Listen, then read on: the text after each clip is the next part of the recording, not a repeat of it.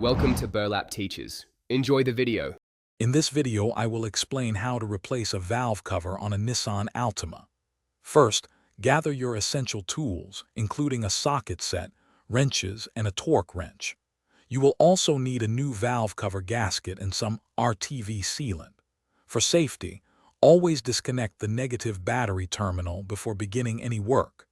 It is also crucial to allow the engine to cool down completely, which usually takes at least 2 hours, to prevent burns and ensure proper gasket seating.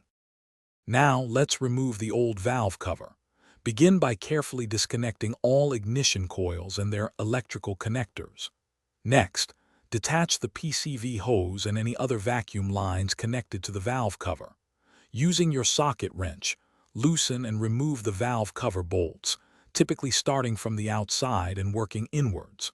Once all bolts are out, gently pry the old valve cover and its gasket free from the cylinder head.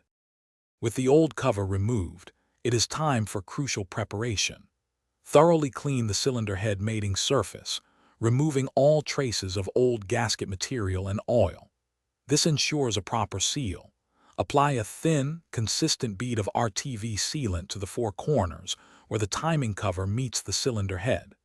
Then, carefully place the new valve cover gasket into the groove on the new valve cover, ensuring it is seated correctly and evenly all around.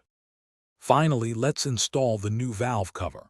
Carefully position the new valve cover onto the cylinder head, ensuring the gasket remains in place. Hand tighten all the valve cover bolts first, then use your torque wrench to tighten them to the manufacturer's specification, typically around 70 to 80 inch-pounds, in a crisscross pattern. Reconnect all electrical connectors, ignition coils, and hoses.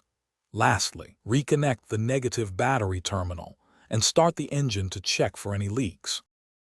Thanks for watching. Consider subscribing if this video helped you.